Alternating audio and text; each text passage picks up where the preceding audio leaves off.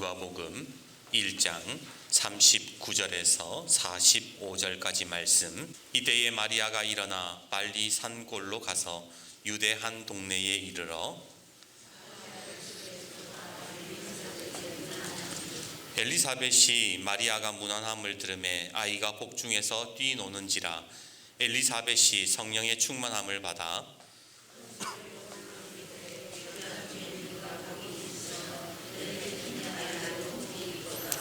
내 주의 어머니가 내게 나아오니 이 어찌된 일인가.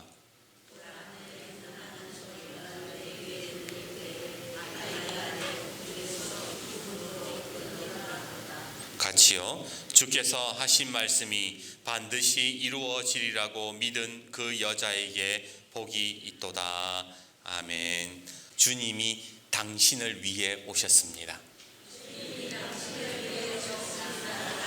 그렇습니다. 성탄의 의미는 예수님께서 나를 위해 이 땅에 오신 사건입니다.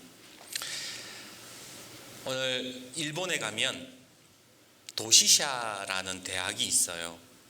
우리나라는 동지사 대학으로 잘 알려져 있는데, 이 대학교는 1875년에 세워진 기독교 명문 대학입니다.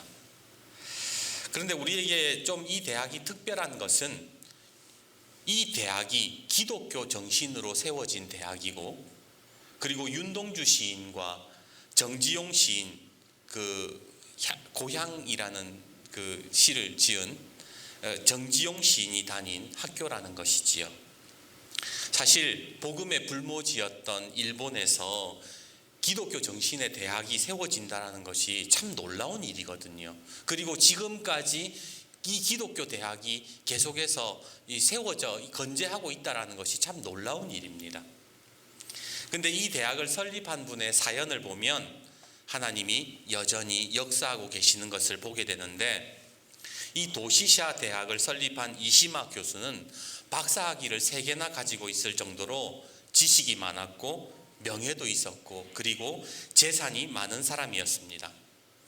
그런데 모든 것을 다 가진 사람임에도 불구하고 자꾸만 마음속에 이 허무한 마음이 드는 거예요.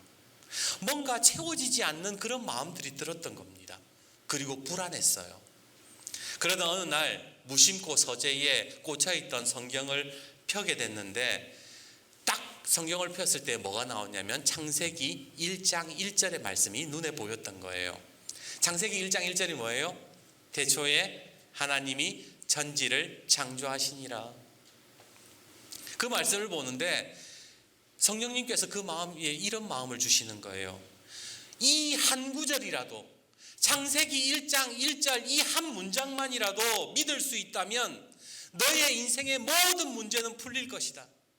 하나님이 천지를 창조하셨다는 것만 확실히 믿을 수 있다면 너의 모든 허무함과 두려움이 다 해결될 것이다. 그 마음을 주셨다라는 거예요. 그 마음의 음성이 들리자 그는 성경을 안고 기도를 하기 시작합니다. 하나님, 제가 이 한 구절만이라도 믿게 해주십시오. 그냥 믿는 것이 아니라 진짜로 내 인생에 믿게 해주십시오라고 기도했다라는 거예요. 그 순간 예전에 자신의 외할머니가 그리스도인으로 순교했던, 그 일본에서 순교했던 그 환상이 보이기 시작하면서 말씀에 대한 감격과 확신이 생겼답니다. 그리고 이렇게 고백합니다. 주님, 제가 진실로 믿겠습니다. 이 말씀을 온전히 믿겠습니다. 그렇게 그는 진실한 그리스도인이 되어서 모든 삶의 자리 속에 하나님과 동행하면서 살고, 그리고 하나님의 다스리심을 믿으며 그 대학을 설립하게 되었다라는 겁니다. 오늘 여러분께 한번 여쭙겠습니다. 여러분은 하나님의 말씀을 진실로 믿으십니까? 정말로 한 구절이라도, 내 인생에 이 구절만큼은 내가 어떤 일이 있어도 믿는다라는 그 확실한 말씀의 구절을 하나라도 가지고 계시냐라는 거예요. 오늘 본문을 보시면 마리아가 엘리사벳을 방문하는 장면이 나와요. 마리아와 엘리사벳은 사촌지간이에요. 나이를 가늠해 보면 아마 엘리사벳이 사촌 언니쯤 되겠지요. 그런데 오늘 39절과 40절을 보면 마리아의 행동이, 예수님의 어머니였던 이 마리아의 행동이 평소와는 좀 다른 것을 보게 됩니다. 39절과 40절을 우리 같이 한번 읽어봅시다. 39절 40절입니다. 시작. 이때에 마리아가 일어나 빨리 산골로 가서 유대 한 동네에 이르러 사가랴의 집에 들어가 엘리사벳에게 문안하니. 마리아가 뭔가 급했던 모양이에요. 마리아가 무슨 일인지는 모르겠지만 뭔가 급하게 엘리사벳의 집으로 갔다라는 것인데, 문제는 성경학자들에 의하면 이 마리아가 살던 곳과 엘리사벳이 살던 곳이 굉장히 멀었다라는 거예요. 마리아가 살던 곳은 어디예요? 나사렛이에요. 근데 엘리사벳이 살던 곳은 산골인데, 이 성경학자들이 말하면 적어도 120, 30km 정도는 된다라는 거예요. 거리가 굉장히 멀었다라는 거예요. 쉽게 말해서 우리 광덕교회에서 대구역 정도, 그 정도 되는 거리를 지금 마리아가 무슨 일인지는 모르겠지만 급하게 막 뛰어갔다라는 거예요. 대체 마리아는 무엇가 그래 급해서 엘리사벳을 찾아갔던 것일까요? 그 이유를 알려면 우선 마리아에게 어떤 일이 일어났는지를 우리는 살펴볼 필요가 있습니다. 오늘 본문 앞에 사건을 한번 보십시오. 오늘 본문 앞에 누가복음 1장 20단락으로 되어 있죠. 26절에서 38절의 사건을 보면 이게 어떤 사건이냐면, 천사 가브리엘이 마리아에게 나타나서 이렇게 이야기를 합니다. 30절과 31절에 천사가 이르되 마리아여 무서워하지 말라. 네가 하나님께 은혜를 입었느니라. 보라, 네가 잉태하여 아들을 낳으리니 그 이름을 예수라 하라. 여러분들이 다 아시는 것처럼 천사가 어느 날 갑자기 천사가 마리아에게 나타나가지고는 네 몸에서 날 아이가 하나님의 아들이다. 그 이름을 임마누엘이라 할 것이다. 이 아이가 이 세상을 구원할 것이다. 그 천사가 예언을 했다라는 거예요. 근데 사실 마리아의 입장에서는 당황할 수밖에 없지요. 왜냐하면 자기는 남자의 손을 한 번도 만져본 적이 없는데, 손을 잡아본 적도 없는데 갑자기 네가 임신해서 애를 낳을 것이다 그러니까 얼마나 놀랬겠냐 말입니다. 하지만 그것이 하나님의 뜻이라면 제가 순종하겠습니다. 하나님의 여종이오니 내게 이루어질 것입니다. 그렇게 고백을 했다라는 거예요. 자, 그렇게 하나님께 고백을 한 다음에 하나님의 말씀이 내게 이루어질 것입니다. 하나님의 말씀이 주어졌을 때에 내가 그것을 믿겠습니다. 그것이 나에게 이루어질 줄 믿습니다라고 고백을 했지만 문제는 뭐예요? 두려웠던 거예요. 내가 하나님의 말씀을 믿겠다라고 고백은 했는데 자기가 걱정이 되는 거예요. 과연 내가 이것이 바른 판단인가? 정말 이것이 내가 감당할 수 있는 일인가? 정말 이것이 나에게 일어난 일인가? 앞으로 나는 어떻게 해야 되지? 막 두렵고 떨렸던 거예요. 그래서 누구를 찾아갔느냐? 바로 엘리사벳에게 찾아갔던 거예요. 거리가 그렇게 먼데도 자기가 두려우니까 하나님 말씀 믿겠다고 했지만 이루어질 것이라고 했지만 자기 속에 해결되지 않는 두려움이 있었기 때문에 그 사촌 언니 엘리사벳에게로 급히 먼 길을 찾아 떠난 것입니다. 그런데 놀라운 일이 벌어져요. 41절과 42절을 보십시오. 자, 41절과 42절 같이 읽어봅시다. 시작. 엘리사벳이 마리아가 문안함을 들으매 아이가 복중에서 뛰노는지라. 엘리사벳이 성령의 충만함을 받아 큰 소리로 불러 이르되 여자 중에 네가 복이 있으며 내 태중의 아이도 복이 있도다. 지금 아주 먼 길을 떠나서 이제 엘리사벳의 집에 딱 들어갔는데 갑자기 무슨 일이 일어났다는 거예요. 막 엘리사벳이 임신 6개월째거든요. 그때 뱃속에 있는 아이가 막 뛰어놀고 너무 기뻐하고 갑자기 성령의 충만함을 받아서 엘리사벳이 뭐 했다는 거예요? 예언했다라는 거예요. 여자 중에 네가 복이 있으며 내 태중의 아이도 복이 있도다. 그리고 나서 오늘 하나님께서 확실하게 마리아에게 믿음을 심어주는 말씀이 뭐냐? 45절 말씀이라는 거예요. 45절도 같이 한번 읽어봅시다. 시작. 주께서 하신 말씀이 반드시 이루어지리라고 믿은 그 여자에게 복이 있도다. 오늘 예수 믿는 사람들에게 가장 복된 게 뭔지 아세요? 그 말씀이 나에게 이루어질 것이라고 믿는 사람이 가장 복된 사람이라는 거예요. 교회 오래 다닌 사람이 복된 사람이 아니에요. 내가 기도하면 좀 유창하게 기도할 줄 알고, 내가 돈 좀 벌었고, 어디 가서 유세도 좀 떨 수 있고, 내가 능력 좀 있고, 예수 믿어서 복 받았다, 그 사람이 복 있는 게 아니라는 거예요. 진짜 복 받은 사람은 누구냐? 하나님의 말씀이 믿어지는 사람. 그 사람이 복 받은 사람. 그리고 그 말씀을 들은 마리아가 그 속에 그 사촌 언니 엘리사벳의 예언을 들었던 그 순간 마리아의 모든 두려움이 다 사라졌던 거예요.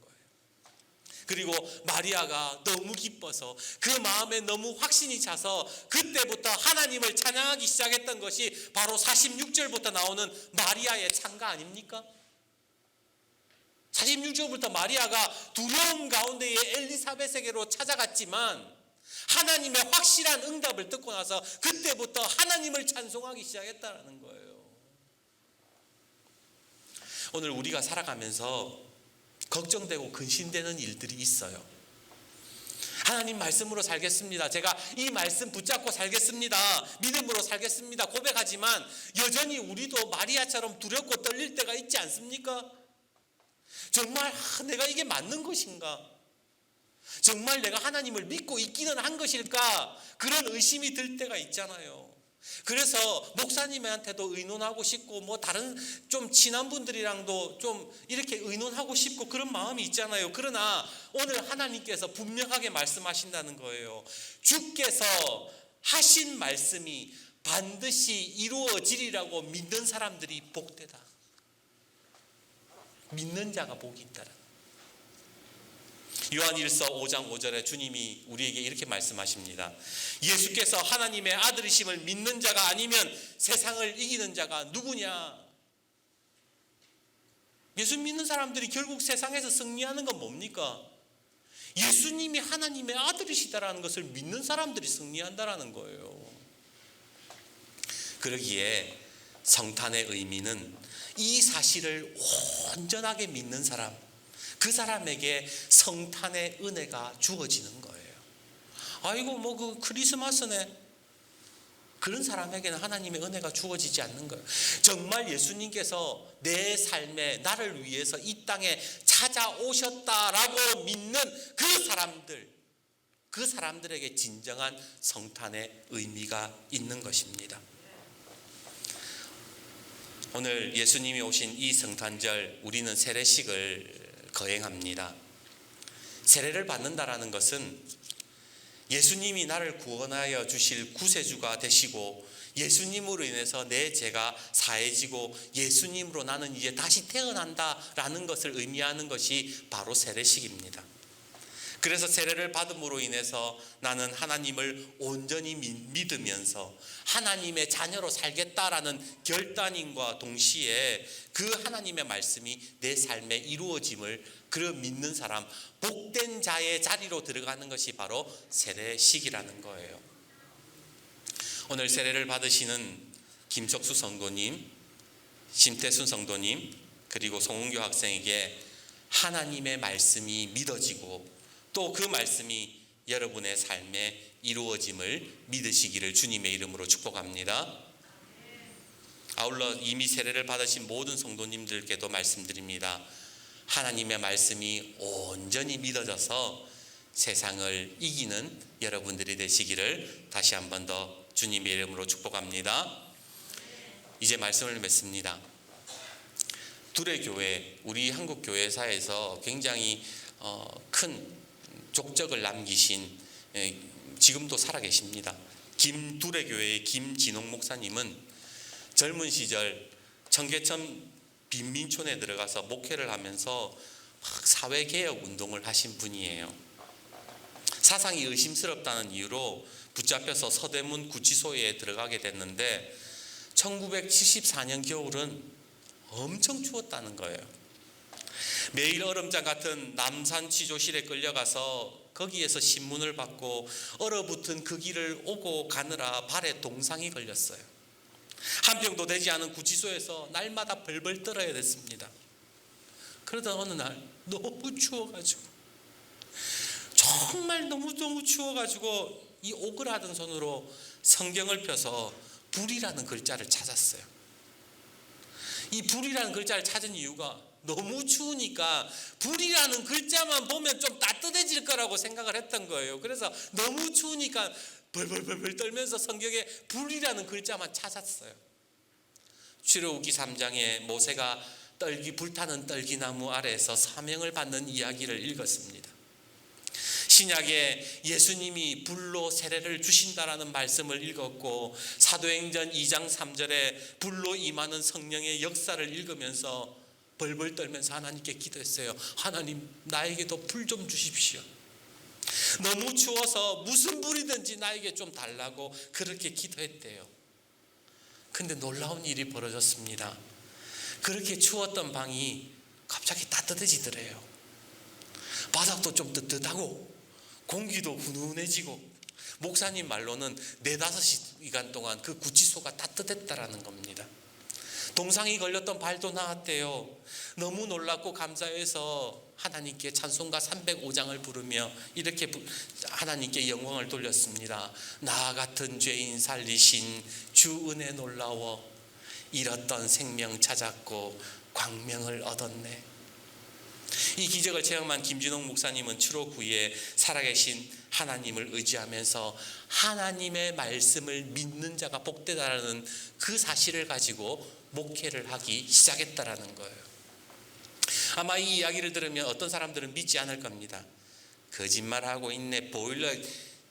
교도소에 보일러도 없는데 뭐 감방이 따뜻해져. 과학적으로 그게 맞는 말이야? 성경에 과학적으로 맞는 것이 하나도 없어요. 처녀가 어떻게 잉태해서 아들을 낳습니까? 말도 안 되는 거잖아요. 그러나 하나님의 말씀이 살아있다라고 믿는 사람들, 그 살아계신 하나님의 말씀이 오늘도 내 삶에 역사하시고 나를 주관하시고 나를 이끌어 가신다고 믿는 사람들에게 능력이 나타나는 것이 기독교의 신비고 기독교의 역사라는 거예요. 그래서 아까 제가 제일 처음 말씀드렸던 것처럼 창세기 1장 1절, 어디 하나님이 천지를 창조하신 증거가 내 눈에 보이지가 않는데, 과학적으로 그게 설명이 안 되는데, 그러나 예수 믿는 사람들은, 하나님이 살아계신 하나님이심을 믿는 사람들은 그 말씀을 오늘 내 마음판에 새기면서 그 말씀이 나에게도 이루어질 것입니다라고 믿으면서 기적 경험하고 하나님 경험하면서 살아가는 사람들이 예수 믿는 사람들이라는 거예요. 그냥 교회 다니는 사람들이 예수 믿는 사람들 아니에요. 그냥 기도하자 그러면 기도하고, 그냥 이거 무슨 행사하자 그러면 그 행사 나온 사람들이 예수 믿는 사람들이 아니라, 오늘 이 세상에서 정말 하나님께서 역사하심을 믿으면서 복된 사람으로 살아가는 것, 그 사람이 진짜 그리스도인입니다. 오늘 그 능력의 하나님이 우리를 위해 이 땅에 오셨습니다. 그리고 그 이름을 믿는 자마다 영생을 얻게 하시며 세상을 이기게 하셨습니다. 그러기에 하나님이 이 땅에 오심을 믿는 자가 복된 사람입니다. 오늘 그 믿음으로 능력의 삶, 복된 삶을 살아가시는 저와 여러분이 되기를 주님의 이름으로 축복합니다.